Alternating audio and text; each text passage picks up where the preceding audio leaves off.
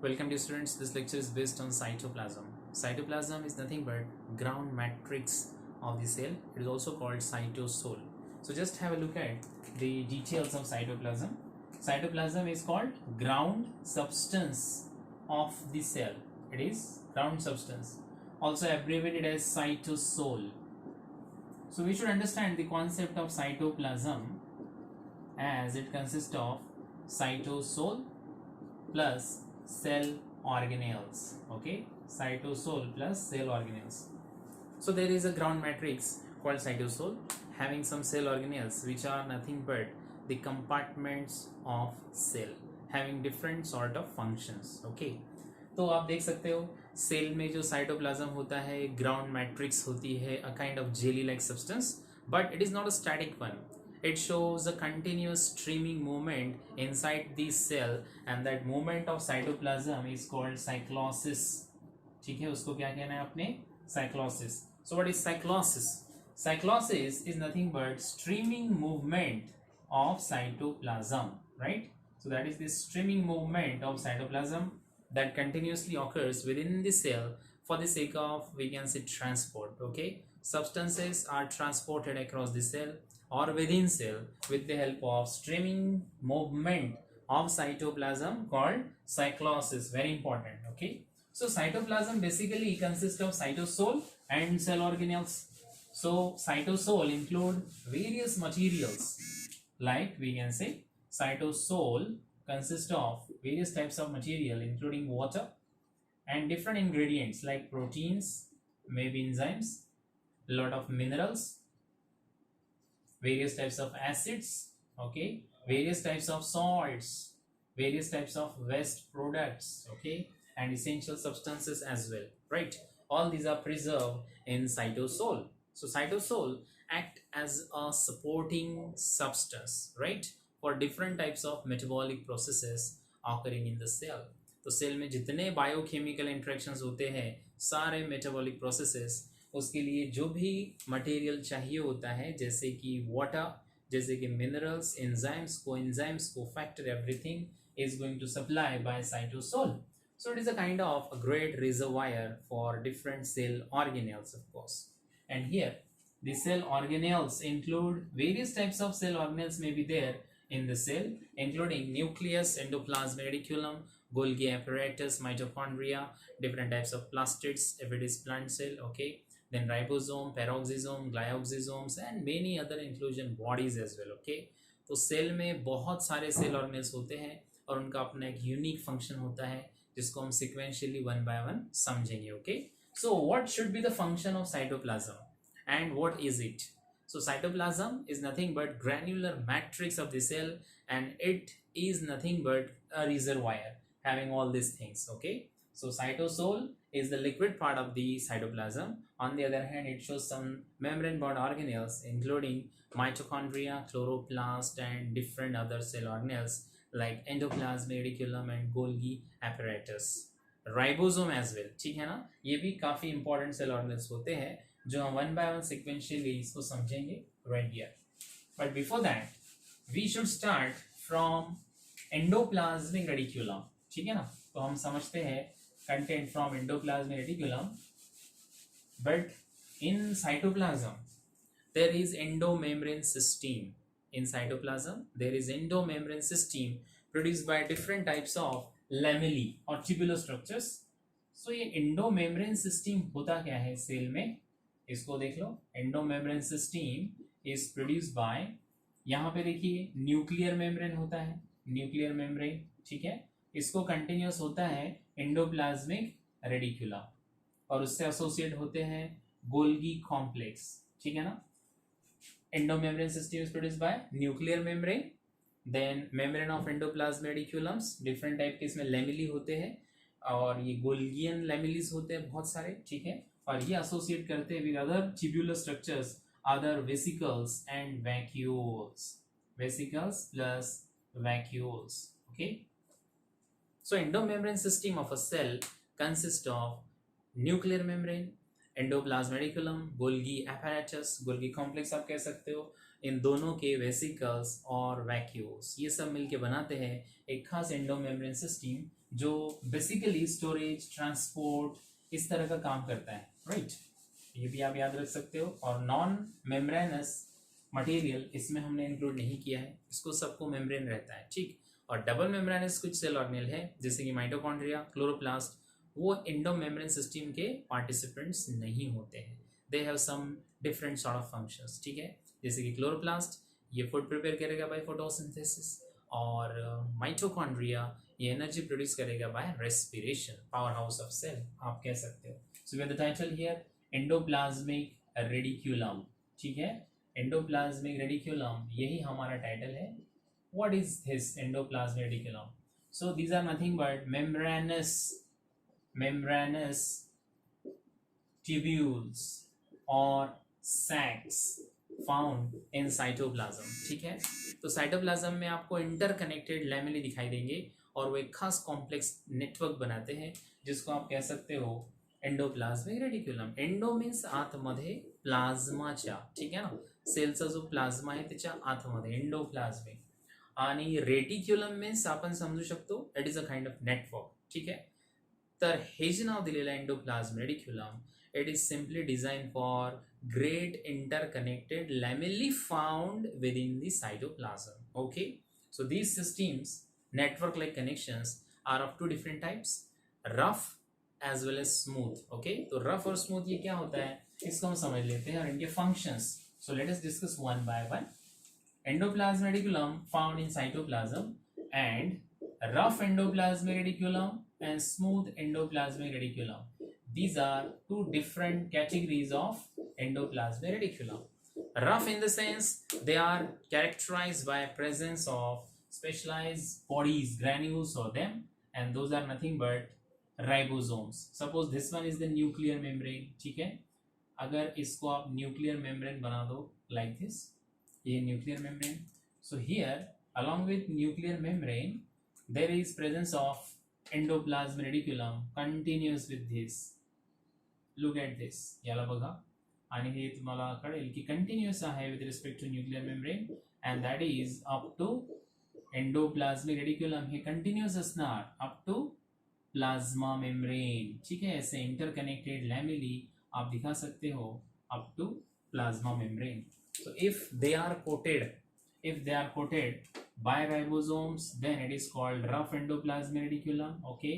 And if there are simple lamellae without ribosomes, then it is said to be smooth endoplasmic reticulum like this. We can also show without ribosomes, तो ribosomes के बगैर भी आप दिखा सकते हो like this. So these lamellae are without ribosomes and that's how they form smooth endoplasmic reticulum. No ribosomes are there on the surface of endoplasmic reticulum called smooth, ठीक है। तो ये रफ भी हो सकते हैं, ये स्मूथ भी हो सकते हैं of course.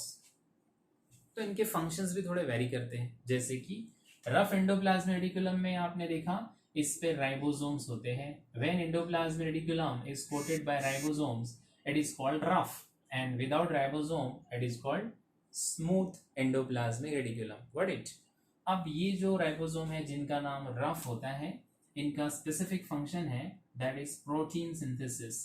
They are going to help in protein synthesis because protein factories are there, ribosome, okay.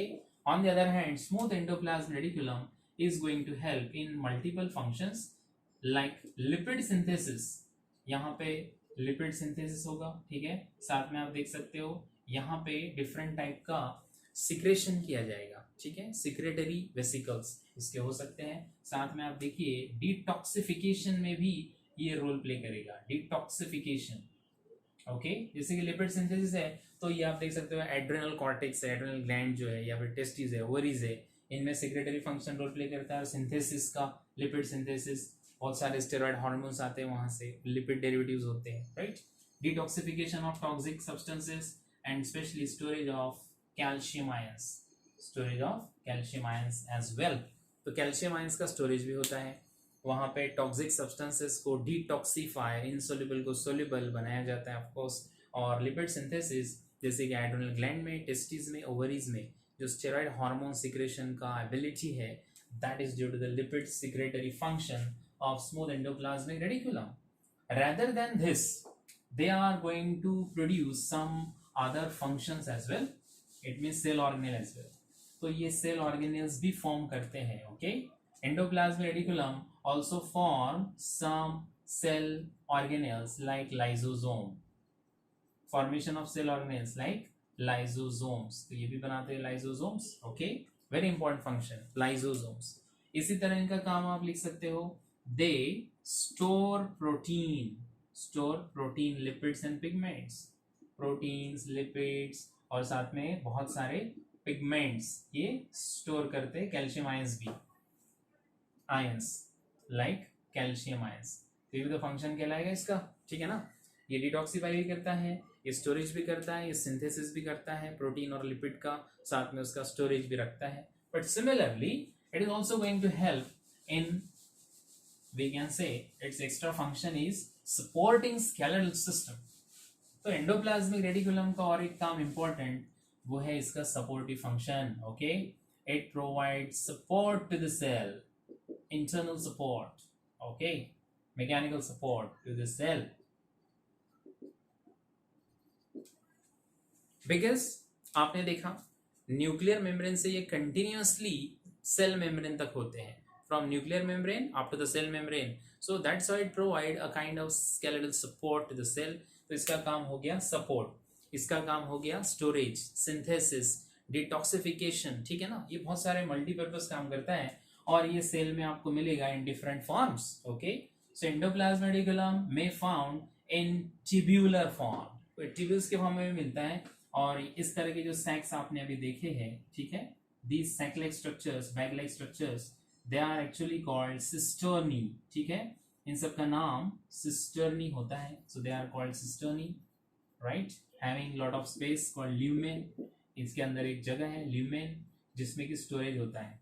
Cell का अबाउट 50% जो कंटेंट रहता है जो ट्यूब के अंदर है वो मोस्टली रहता है lumen of endoplasmic reticulum. Very important. Okay, so that is nothing but cisternae lumen. Okay, ये आपको इस तरह के ट्यूब्यूल्स के फॉर्म में भी मिलेंगे. एंडोप्लाज्मिक रेटिकुलम में found in that tubular form. ऐसे भी मिलते हैं ट्यूब्यूल्स के फॉर्म में. ठीक है, ये स्मॉल छोटे छोटे ग्रैन्यूल्स के फॉर्म में आपको मिलेंगे. ऐसे basically empty structures, cavity like. इसको वेसिकल्स कहा जाता है, वेसिकल्स ऑफ एंडोप्लाज्मिक रेटिकुलम. और ये कभी थोड़े बड़े फॉर्म में भी मिल सकते हैं. ठीक है, cisternae, tubules, vesicles. Sometime vesicles में fuse to form vacuole. But vacuoles यहाँ पे कम ही दिखाई देते हैं, ये रेयरली दिखाई देते हैं. बट ये काफी कॉमनली आपको सेल में दिखाई देंगे, especially cisternae. Okay, so whatever lamellae you are observing here, all those lamellae are nothing but endoplasmic reticulum. वही उसका important feature होता है. और rough endoplasmic reticulum ये प्रोटीन सिंथेसिस में ग्रेट रोल प्ले करते हैं as they are coded by or covered by ribosomes. Very important function and structure of ribosome आप यहाँ पे कह सकते हो. So if we summarize, ribosomes जिस पे कोट करते हैं या कवरिंग बनाते हैं उसको आपने कहना है रफ एंडोप्लाज्मिक रेटिकुलम. और जिस एंडोप्लाज्मिक रेटिकुलम पे राइबोसोम्स नहीं होते हैं उसको आपने कहना चाहिए smooth endoplasmic reticulum. Rough as being coded or coated by ribosomes play important role in protein synthesis. On the other hand which are smooth, they are secretory, they are going to produce lipid synthesis, especially in adrenal gland, testes, ovaries, उसके examples है. ठीक है, उसी तरह वो store करते हैं calcium ions को और डिफरेंट अदर पर्पस में जैसे कि ट्रांसपोर्ट में, स्टोरेज में हेल्प करते हैं. ट्रांसपोर्ट भी एक काम होता है एंडोप्लाज्मिक रेटिकुलम का, आप देख सकते हो. जैसे कि रफ एंडोप्लाज्मिक रेटिकुलम है. Okay, suppose this one is the cisternae of endoplasmic reticulum and it is coated by ribosomes. Ribosomes produces protein which is collected right here in the lumen. So if this protein is to be transported to Golgi complex, then what happens here? Here there is a formation of a small terminal bud. At the end it produces bud like this, and that bud grow rapidly, progressively and become like this. So at terminal end it produces a bud having some stored material. तो इसमें वो protein होता है ऐसे. और अब ये bird of हो जाएगा. ठीक है, ये बर्ड यहाँ से सेपरेट हो जाता है like this and it again grow to form another bud. So these small bud of structures are called vesicles of endoplasmic reticulum, and these are very small in size and transported up to Golgi complex, right? तो ये कहाँ तक पहुंचेगा? Golgi complex तक पहुंचेगा, और Golgi complex इसको receive करेगा like this. So these are cisternae of Golgi apparatus. They are going to receive these vesicles and they process that protein. उस प्रोटीन को मॉडिफाई करेंगे, उस प्रोटीन को पैक करेंगे, उसको फिर से ट्रांसपोर्ट करेंगे up to the target site. ठीक है. तो एंडोप्लाज्मिक रेटिकुलम में बहुत सारी चीजें होती है, क्योंकि वो कनेक्ट होता है न्यूक्लियर मेम्ब्रेन से. ठीक है ना, न्यूक्लियर मेम्ब्रेन से वो कनेक्ट होता है. बट वहाँ राइबोसोम्स भी हो सकते हैं जो प्रोटीन्स बना के इसमें ऐड करेंगे. प्रोटीन को ट्रांसपोर्ट किया जाएगा अप टू गोल्गी कॉम्प्लेक्स, और ये गोल्गी कॉम्प्लेक्स उस प्रोटीन को मैच्योर्ड बनाएगा, उसको वो मॉडिफाई करेगा, प्रोटीन मॉडलिंग वहाँ पे होगा और प्रोटीन पैकेजिंग वहाँ पे होगा. ठीक है. और ये गोल्गी कॉम्प्लेक्स से ये प्रोटीन पहुंच जाएगा to their target sites. Target में भी लाइसोसोम, टारगेट में भी plasma membrane, mitochondria, chloroplast. Okay. Enzyme भी हो सकते हैं ना, वो टारगेट्स को जो चाहिए एंजाइम वो ये गोल्गी apparatus उसको सप्लाई करेंगे. That's how it form endomembrane system within the cell with the help of endoplasmic reticulum. तो किसी भी सेल में एंडोप्लाज्मिक रेटिकुलम किस लिए होते हैं?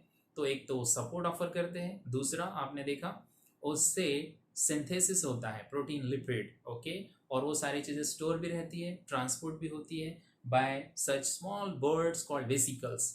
और हमेशा एंडोप्लाज्मिक रेटिकुलम गोल्गी कॉम्प्लेक्स को सप्लाई करता है मटेरियल, स्पेशली प्रोटीन. वहाँ पे वो मॉडिफाई होगा प्रोटीन, वहाँ पे वो पैक होगा, ट्रांसफर्ड होगा टू द टारगेट साइट्स, और फिर उसका यूज किया जाएगा like this. It not only helps in storage, transport and synthesis, but also going to help in providing support. Internal support भी ऑफर करता है, डिटॉक्सिफिकेशन करता है, ये हार्मफुल केमिकल्स को, टॉक्सिन्स को डिटॉक्सिफाई करता है endoplasmic reticulum, especially in our liver cells. Okay. बहुत ही वाइटल फंक्शन है. और इसी के साथ साथ आप देख सकते हो कि इसमें, इस ल्यूमेन में बहुत सारे मटेरियल्स जैसे कि पिगमेंट्स, हार्मोन्स, एंजाइम्स, ये भी स्टोर रह सकते हैं for long time. And that's how it is a multipurpose structure called endomembrane system या फिर endoplasmic reticulum. Hope you get idea about cytoplasm, different ingredients like cytosol and cell organelles. And एक हमने इसमें discuss कर लिया है, that is endoplasmic reticulum. May be rough, may be smooth. Smooth are found throughout the cytoplasm, but rough mostly are attached to nuclear membrane and proceed up to cell membrane. ठीक है. Thanks for watching.